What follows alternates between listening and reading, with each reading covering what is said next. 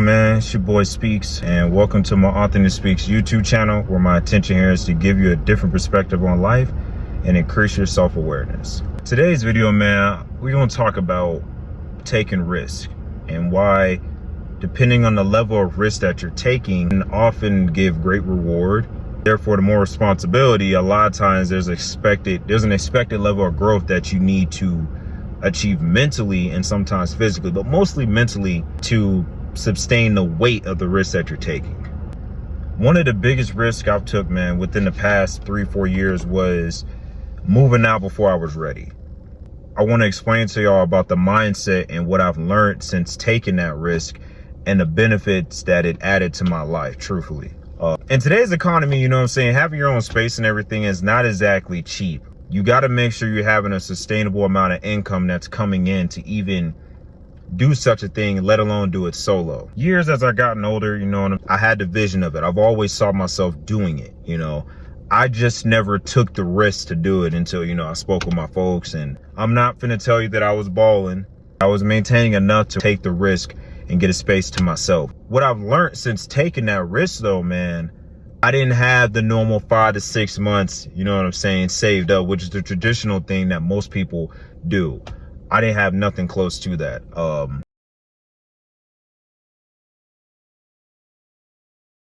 I had enough, but it wasn't like 5 to 6 months. The key thing, though, I would have took the risk sooner, but I'm about to explain to you those limitations that contributed to that. The biggest one was a mindset. You know, you had to have a certain mindset in today's economy. I had a couple people that I could have considered as roommates, but you know, nobody's perfect. Where I've witnessed and heard some of their decision making. If some shit were to hit the fan with this person, could I trust them to hold their own? You not trusting somebody, that doesn't mean they're a bad person. That doesn't mean that, you know, they aren't loyal or anything like that.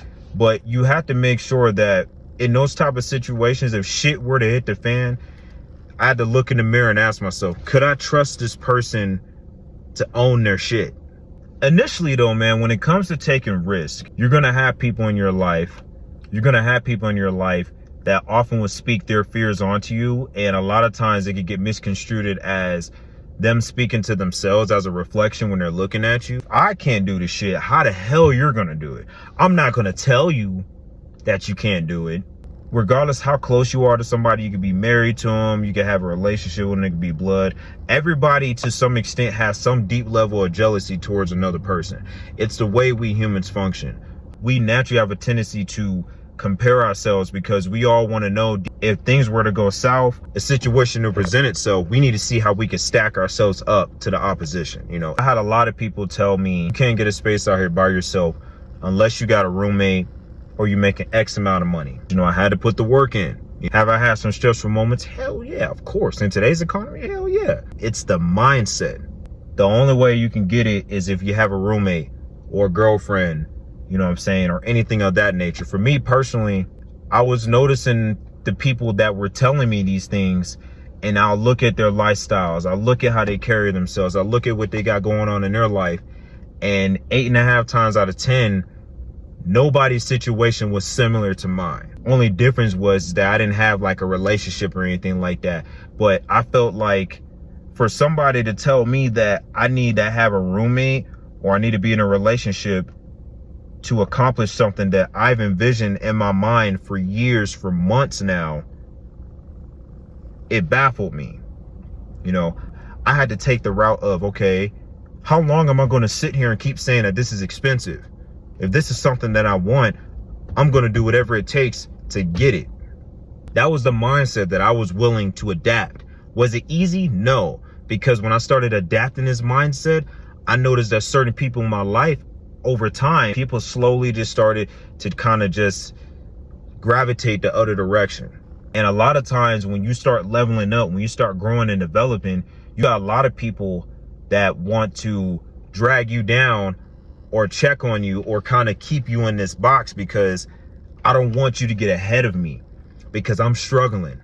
Instead of looking at what I'm doing and taking it as a sign of motivation and getting on your grind, those are the type of people that just want to, you know, they want to orbit. They'll orbit around you and keep tabs on you just to see if like, let me see if he can actually do it. Okay, let me see if he can actually do it. You know, when you accomplish things that most people can't see themselves doing, they have a real odd way of showing their true colors. They're trying to talk to you and maintain a rapport, a relationship. You know what I'm saying? Thing I've noticed was when people were telling me that it was non-realistic, I couldn't do it, or it's too expensive.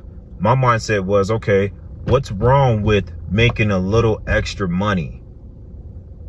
I was able to look at my situation and evaluate, okay, I got this coming in, I got this coming in. Everybody needs to be able to do a self-audit whenever they're about to make a big move or whenever they're about to take a risk. This is where the self-awareness comes in. The more self-aware you are as a person, the easier it will be for you to make the right decisions, to take the calculated risk, let alone the right risk. This is a great risk, but I can see the reward in the end for taking it. What is it that I need to do and develop to get to this point? That was my situation. I knew at the time I wasn't exactly ready. I was comfortable enough to take that risk. And when I got in that situation, I was able to build on it. Sometimes you have to take the risk without having a blueprint. Sometimes you might have to take that risk and only know 3 steps. The reason why I'm saying this is because a lot of times you catch a lot of people where they ponder on a decision. They ponder on doing something, but they spend too much time evaluating the risk. They spend too much time contemplating on, well, what if it goes this way? Or what if this happens? I'm not saying invest your whole bank account in a stock that you don't know jack shit about, or blow all your money on a bet for a game or something like that. Calculated risk are a thing. There's a reason why it's calculated. You got to be willing to look at the best case and worst case scenario. Sometimes you're gonna have a small window. This is where the phrase stay ready and gotta get ready. I knew how my money was gonna work. You know what I'm saying? No, it's not a paycheck to paycheck. Okay, I had a moment where I fucked up and kind of made it paycheck to paycheck. I got own that, but more on that on another day. Sometimes, man, you still have to take that calculated risk even when you aren't 100% prepared for it. Because the longer you wait for the right opportunity, the longer you wait for things to be comfortable and to be settled, time, 6-7 months done passed. Years done passed, you know? Around it took me up to a year to get to a point to where I felt comfortable moving out. And once I hit that point, I moved out, and through the blessings of God going forward, I'm going 2 years. You know, it just sucks, man, because a lot of times when I share these things and I talk about this stuff with people, you know, they either got excuses or it comes off as in like I got it made. I ain't had shit made. It's one of the biggest things I preach on my channel is being able to change your perspective, being able to look at and see things differently. If you don't make the conscious effort on a day-to-day to look at things differently, your life will continue to be stagnant. Life will continue to be unnecessarily difficult.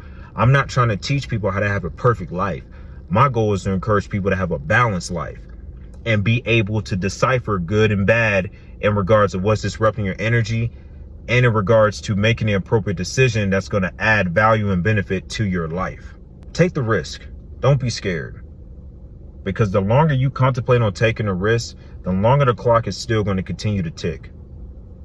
In the words of Kevin Hart himself, he even said it. By the end of the day, the sun is still going to rise and it's still going to go down. How long are you going to wait? Sometimes you never know. You can experience the best version of yourself when you're thriving under pressure. This isn't me saying go out here and do something stupid. I'm not trying to tell people to do that. But sometimes when the pressure is on, you see the best version of yourself when that happens. You know, when the pressure is on and you're in a situation where, hold on, I got to get this done, I got to make this happen. The amount of potential growth that you get to see, I can't even find enough words to express it. It is really cool, man. You see a whole different version of yourself when you start getting comfortable with taking calculated risk. You made it to the end of the video. Thank you so much. I greatly appreciate it. It's your boy Speaks. Yeah, man, y'all stay tuned for the next one. Catch y'all next time. Peace.